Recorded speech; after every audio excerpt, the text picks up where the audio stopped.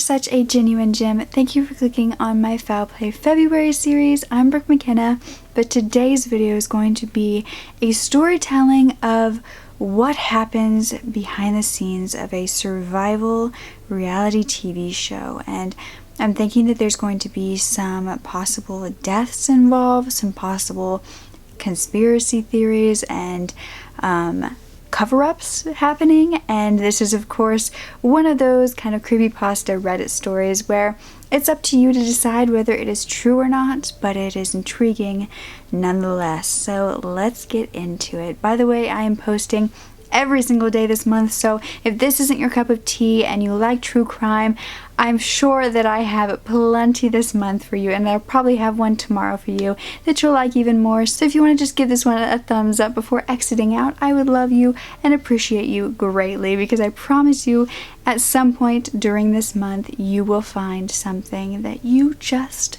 love. And if you don't, then request it down below and I'll do it next month. Let's get into the story. So it says, I was a cameraman for a survival reality TV show, and what happened on that island haunts me to this day. I've always thought reality shows were smut, pure and simple. In my personal life, I steered clear of them in favor of nature documentaries and other educational programming. It was my love for these that led me to a career as a cameraman. I wanted to be the person bringing extraordinary footage of wildlife to TV screens around the world. I imagined amazing adventures in the jungle, exploring uncharted lands, discovering new creatures, and, of course, making piles of cash. The truth wasn't quite as glamorous as I'd hoped, and finding work was difficult. Most production companies hire the same crews. They had no reason to take risks on newbies like me. When I realized I wasn't going to get my big break, I got desperate. How desperate? Reality TV desperate. I'd been out of work for several months when I received a call about a survivalist competition show. The producer explained that one of their cameramen bailed on them and that the job was mine if I wanted it. Like I said, I was pretty desperate. Without even thinking, I made the biggest mistake of my life by accepting the offer.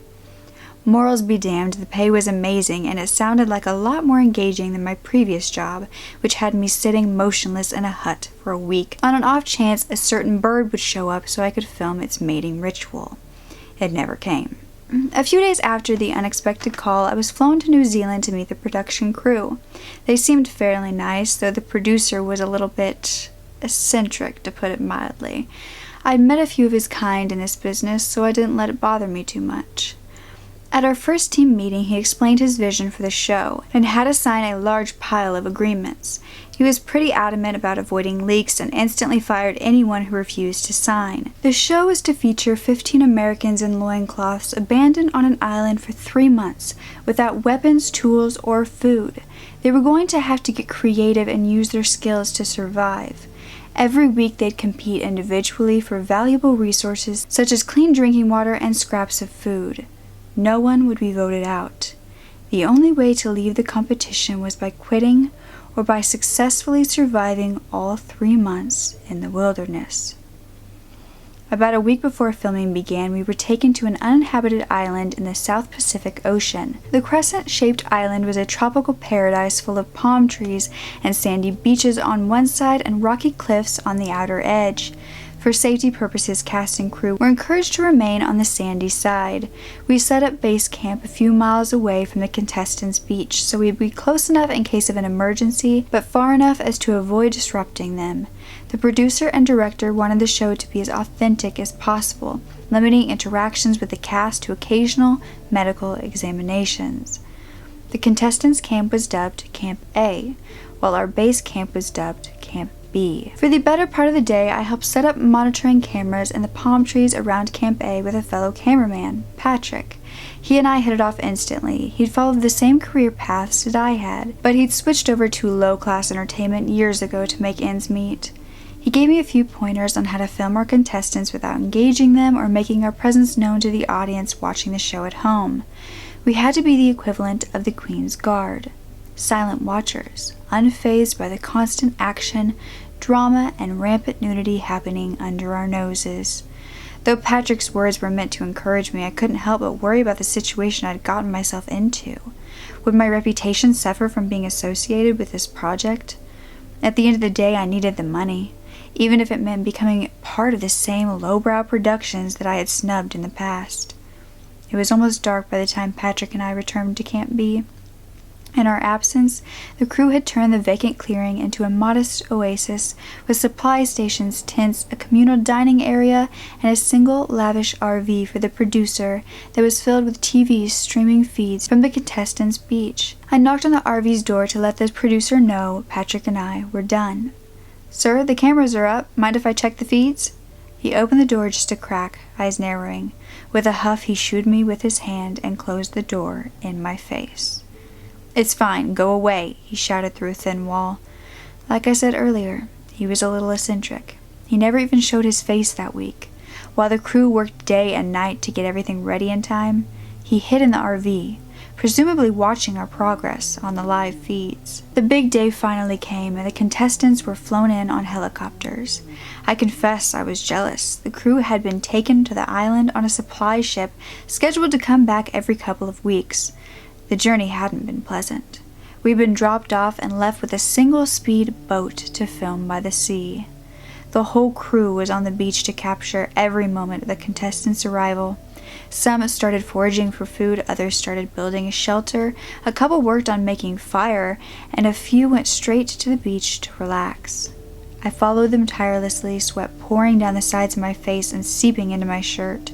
Sure, the weather was a pleasant 25 degrees Celsius, 77 degrees Fahrenheit, but if you think I had it easy, consider how well you'd fare if you had to drag 20 pounds worth of equipment and 88% humidity. Needless to say, I'm not entirely sure who was more exhausted by the end of that day, the contestants or me. On day 2, the contestants started feeling early symptoms of dehydration. Their priorities shifted from shelter and food to fire and water. I followed a group as their camp left in search of water, carrying coconut husks to use as receptacles. They eventually found the only source of fresh water on the island, a small lake about 1.5 miles north from camp. By the time they made it back home, the mood had shifted drastically. An unspoken tension stagnated in the air. 5 contestants were slacking off in the shelter, while the others desperately rubbed wood against wood to get a fire going. The workers shot daggers at the unproductive gang, but nothing was getting them off their hinds. Just by looking at them, I could tell they hadn't worked an honest day in their lives. If they thought they could lounge around all day without contributing, they were going to run into some serious problem with the others on the island. In the end, none of the contestants were able to start a fire, and consequently, they were unable to boil water. They were really starting to get on edge now. By day 3, small fights broke out. People were thirsty, hungry, and exhausted. Without fire, the castaways couldn't boil water, cook, or keep bugs away, resulting in uncomfortable and sleepless nights. Their bodies were shutting down from the dehydration and hunger. They knew the risks of drinking untreated water, but they were desperate. I witnessed them lapping frantically at the bacteria-ridden water supply as though their lives depended on it. They paid dearly for the reckless decision. It wasn't long before they were doubled over, hurling what little hydration was left in their bodies. Still, they kept drinking in hopes that at least some of the liquid would find a permanent home in their bodies. Day 4 was no better. Hunger and thirst had weakened the castaways to the point of near immobility. They were as slow as sloths. I felt exhausted just looking at them. How was this supposed to make entertaining TV? Fortunately, one of the more resilient contestants, a tall and buff farmer from Kansas, managed to break open a coconut. He kindly shared its nutrition-rich milk with a chosen few who had helped around the camp, leaving the entitled slackers to their misery. Of course, those left behind broke down into screams and sobs as they tried to steal the coconut, but they were too weak to land more than a few pointless swipes. My heart ached for all the contestants, and I felt like giving them a few water bottles from my personal supply. I would have done so, if not for the fact that I knew the producer was monitoring the feeds closely. I just couldn't afford to take the risk, not if it meant getting fired. After the coconut incident, 5 of the contestants quit the competition. The look of hopelessness in their eyes was unlike anything I had seen before. I knew the competition was supposed to be emotional and physically damning, but these people had barely begun their adventure and they already looked like they had given up the ghost. I gave them water and granola bars as I drove them to Camp B to talk with the producer. The bitter man exited his trailer for the first time in 2 weeks so he could yell profanities at them for their lack of willpower. "Well, you can't stay here," he finished coldly. Compassion wasn't his strong suit. The 5 contestants had to stay on the island for the duration of the competition, as stated in their contracts. Fortunately, the producer had anticipated a few people would quit and had apparently set up a third camp, Camp C, in the forest to help quitters from interfering with the film crew. I was surprised when he offered to personally drive them there. Perhaps he wasn't quite as big of a jerk as I thought he was. On day 7, we held our first competition. The prize was the most important of the season: a machete, flint, and a few protein bars. I was surprised by the amount of energy the contestants exerted during the challenge. Up until then, they seemed almost in a haze, barely able to lift a hand. As soon as the producer waved a figurative carrot in front of their noses, they went nuts. They managed to score high enough to win all of the prizes, which, strangely enough, seemed to irritate the producer. That night, the contestants were finally able to build a fire and drink uncontaminated water for the first time since their arrival. They split the protein bars into equal portions and shared them, hunted for crabs, and enjoyed a fine meal. A semblance of hope was starting to make its way into their eyes. My schedule changed to the night shift on day 9. I didn't mind the switch. The temperature was much more pleasant after sunset, and the castaways tended to stay huddled in their shelter, making my job a lot easier. I thought I'd have some peace and quiet, but when I arrived at Camp A, I found the contestants screaming their lungs out. From what I gathered, the machete had gone missing. Everyone was blaming everyone else. "You dropped it in the woods," screamed one. "You had it last," shouted another. They went at it for hours, throwing unwarranted accusations to one another. I asked Patrick if he knew where the machete had gone. He'd been filming all day, so if anyone had seen what happened to it, he would have. "I don't know, man," he whispered. "I hope they find it, because this is getting out of control." They didn't find the machete. It was a little over 2 weeks into filming when contestants started acting a little odd. Every so often I'd find one of them standing in the forest looking off into space. They wouldn't even react to my footsteps, though perhaps they'd just gotten used to the camera's presence by that point. This couldn't be healthy. I could see the wear on their bodies. Their skin sagged like an old lady's neckline and their feet was covered in blisters. Hadn't the producer checked with medical personnel to make sure they would survive so long on such a poor diet? Then one night, I was filming an establishing shot in the jungle. I overheard one of the contestants talking to the confessional camera we'd set up behind camp. They usually shared their day-to-day experience or left messages for their families, even though those messages likely wouldn't make the final cut. The man had this weird, glazed-over look on his face. "I've been hearing those howls at night in the woods," he said. The way he said it made my skin crawl. There were no predators on this island. The producer wasn't insane enough to put people in active danger. The only explanation was that the castaway was having auditory hallucinations. I hoped it wouldn't spread to the other contestants. It was time to confront the producer. Something had to be done for the sake of this 10 individuals still in the competition. I headed straight to his RV and knocked on the door. "I'm busy, go away," he shouted. My cheeks burned red with anger. I knocked again. "Go away," screamed the producer. I pushed open the trailer door and saw him sitting in front of the TV screens. The look of delight on his face as he watched a pair of contestants fighting over scraps of food made me extremely uncomfortable. "Sir, this is inhumane," I scowled. "One guy's hearing things. Everyone's losing way too much weight. It's not safe. They need to eat." He huffed dismissively. They knew what they were getting into. "Look, at least give them a new machete. I think one of the crew members stole theirs," I reasoned. "If the contestants could at least go hunting, they'd be in a better shape," I figured. "Fine, they can trade today's reward for a machete," he decided. Satisfied, I left his RV. The sun was already rising on day 14, so I had very little time to get some shut-eye before the competition. I needed to be there to make sure the producer kept true to his word. Unfortunately, I overslept, but arrived just in time to see the 3 winners lethargically pass the finish line of an elaborate obstacle course. I saw the producer walk over to the host and whisper something in his ear. The host smiled and waved his hands to get everyone's attention. It has come to my attention that you've lost your machete. As you already know, in the wild, to get something, you have to give something up.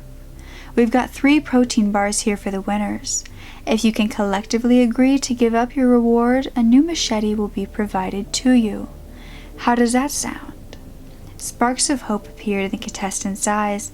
The losers turned towards the winners, nodding and smiling to encourage them to make the small sacrifice. Giving up 1 tiny protein bar shouldn't have been that big of an issue, not when the machete came with the promise of hunting for more food. To my shock and disbelief, the 3 winners snarled and greedily pocketed the energy bars. I was absolutely appalled by their selfishness. I don't know what I would have done if I had been in their shoes, but I'd like to think I would have been the first to give up my reward for the good of my team. There was a lot of drama to film at camp that night, and, like a vulture, I was there to capture it all. No, I was worse than a vulture. I wasn't hovering over miserable creatures for my own survival. I was doing it purely to entertain the hearts and minds of bored people halfway across the world. They weren't going to learn anything from the show. Heck, they'd probably just point and judge everyone's behavior without knowing just how hard it was for the contestants.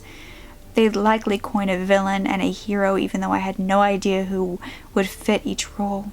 I guessed I'd find out after the show was edited down to a few awful quotes and seemingly one-sided arguments. In reality, hunger made everyone look and act terrible. The week leading up to the next competition was difficult to watch. There was a great deal of animosity surrounding the 3 contestants that refused to trade their awards. They were alienated from the main group and had even been kicked out of the shelter they'd helped build. At night, I'd follow them as they quietly walked around camp, secretly sabotaging the others. They'd hide firewood, break things, and even steal what little food had been collected that day. It was like an unending vortex of retaliation.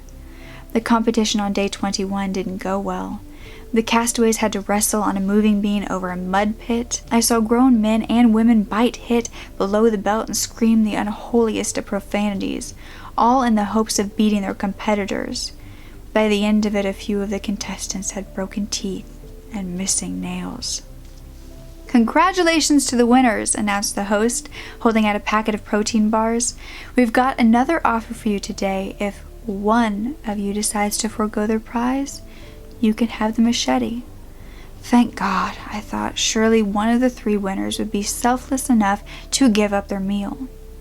I was wrong. They ran to the host, ripped the bars from his hands. One even laughed, glaring at the previous competition's winners as she ate her bar, satisfied of her victory over them. Needless to say, it caused more drama at camp that night. I continued my nighttime shifts, watching as morale dropped to an all-time low. Where they had once been sharing ghost stories around the fireplace, they were now refusing to speak to one another. It was almost pointless to videotape them. Every night was the same. A few would sit by the beach, others would sit in the shelter, and the rest would explore the forest mindlessly. For hours, all I could hear were more waves gently licking the shore, and wind blowing through the trees. Every now and again, however, I would hear something else, something like a growl in the distance. Maybe that guy hadn't been hallucinating after all. Maybe I was hallucinating. Still, I couldn't help the feeling that I was being watched, and not just by the cameras I had set up in the trees. On day 27, I switched back to the day shift. It was nice to see what the castaways were up to during the day. I was actually surprised by how well they fared. Even without a machete, they managed to catch lizards, crabs, open coconuts, and gather enough food to satisfy their needs. But in the light of the day, I realized something. One of the contestants was missing. I asked around, but no one seemed to know where she was, until I asked the producer. She quit. I brought her to Camp C, he explained dismissively. It was odd, especially since no one around camp seemed to notice her absence. Everyone was so busy gathering food and actively ignoring one another that they hadn't even realized she was gone.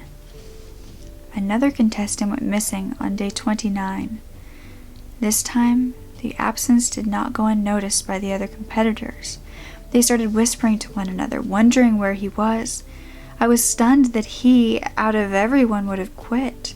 He had the most mental fortitude out of all of the contestants. He'd even won a competition the day before, which allowed him to devour an entire chicken dinner in front of the other castaways. Maybe he'd gotten sick from it. Maybe, in a moment of weakness, he decided to quit. Little by little, it started to happen around Camp B, too. It was hard to notice at first. People were constantly running around, trying to stay on top of things.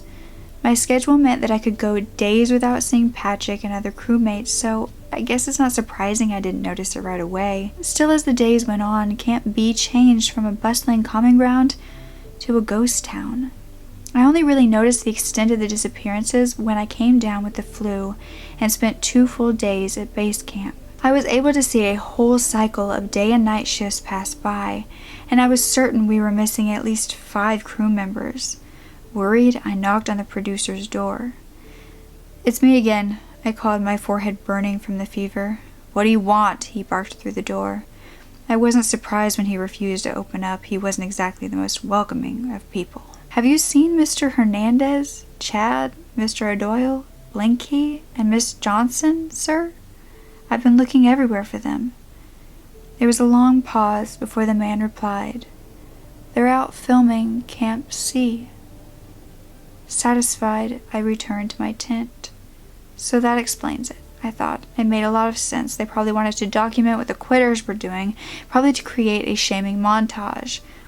Almost half the castaways had quit after all. They needed more footage to fill up the episodes. I went back to bed, closed my eyes, and quickly dozed off amidst a symphony of bugs singing outside my tent. The screams woke me. They were distant, but they pulled me out of my slumber. I sat up briskly, rubbing my tired eyes. "What was that?" I murmured to the empty tent. It was quiet outside. Not the chirp of a bird or the buzz of a cricket could be heard. I unzipped my tent and walked over to the Jeep. Just as I reached for the radio to check in, I heard a familiar voice breaking through the silent barrier that surrounded me. "Someone sent screamed Patrick as his voice cut off, replaced by static. I didn't know what he wanted, but I knew what I heard. He sounded terrified. I bolted towards the producer's trailer, not to speak with the arrogant jerk, but to take a look at the feeds. The trailer door, strangely enough, hung open on its hinges. I ran inside without announcing my presence. If he'd been home, he would have chewed me out, but the RV was empty. I felt like a kid sneaking my hand into a cookie jar. This was forbidden ground. I held my breath as I approached the TV screens. Nothing but dead air. I wanted to know what happened before the feeds went dark, so I pulled up the recordings and took a look. I chose one of the palm tree cameras, which gave me a good view of the whole camp. Everything seemed in order, until a few moments before the camera died. All I could see was a dark shape in its line of sight, and then static. Was I losing my mind? Making a mountain out of a molehill? Surely it was just a bird. It must have knocked the camera off somehow. My stomach cramped with worry as I started another video. The same thing happened. Everything was fine 1 second, and dark the next. I ran back to the Jeep, throwing myself into the driver's seat. My mind was hazy from the flu, but I was determined to find out what was going on. If I didn't get answers from the cameras, then I would get them directly from the source. I drove to Camp A as the sun began to rise on the horizon. Its warm rays lit the waves, causing them to sparkle like diamonds. Camp A was empty and in disarray. The contestants had never been particularly tidy, but it was worse than usual. My feet sunk into the wet sand as I walked towards the shelter. Where was everyone? It then occurred to me that it was day 35. Competition day. I laughed out loud, realizing I'd been worrying over nothing. The contestants and crew were probably filming the weekly competition in the forest. Patrick likely radioed me to ask for some equipment, but then went out of range. I sighed at my own foolishness. My theory explained everything. Except the cameras. They couldn't have all gone dead at the same time. I walked towards the nearest camera, my feet struggling in the moist sand, and found it hanging from a tree. Its lens had been shattered. Maybe a gust of wind had sent it knocking against the trunk. Yeah, that's it, I thought. I made my way to the next camera. It, too, was broken. Goosebumps formed on my skin. Had there been a storm? No, the wind and the rain would have woken me. As I made my way through camp, I spotted a camera on the ground. I walked over and to my surprise found Patrick curled up in the fetal position behind a bush. Hesitantly, I reached for him and turned him towards me. An elongated gash had found its way across his chest. It was the distinguishable mark of a machete. I screamed and stumbled back. Never in my life had I seen a human body. I didn't know what to do. Petrified, I watched Patrick for a moment while my hands slowly sunk into the wet sand. I could feel the moisture transfer onto my skin. It didn't rain last night, I recalled. I swallowed a knot in my throat, barely managing to convince myself to look down at my hands. They were stained red. I screamed and jumped to my feet, looking myself over. Blood-soaked globs of sand clung to my pants and stained my running shoes a dark reddish-brown hue. I ran to the Jeep as fast as my feet would take me, running through the bloodied sand. It was everywhere. The spread of it was unnatural. It was as though the beach had been hosed down with blood, yet the only scent to fill my nostrils was that of an ocean breeze. In a frantic panic, I turned the keys in the ignition and drove back to Camp B. I had no idea what had happened to my colleagues or to the contestants. All I knew was that I needed to run. I felt like I had walked through something unholy and needed to scrub myself until I bled. I wanted to shower, clean off all the muck from my skin. Once I returned to Camp B, I realized something I had failed to notice that morning. Everyone was gone. Had they heard the commotion as well? Had they gone to investigate? What was I supposed to do? I was on an island away from civilization. I couldn't exactly call the cops. Where was the producer? Questions swirled in my head, but not a single answer came to me. As I walked around camp, I noticed all of our food had gone missing. I cautiously walked toward the producer's RV. Its door swung shut in the breeze. "Oh my God," I whispered. A severed hand had been pinned to the trailer door using the missing machete. I heard the sound of our only speedboat racing away as I read a single sentence scrawled out in bloody, jagged lettering. There was no Camp C. I looked to the horizon and saw 5 shapes in the boat.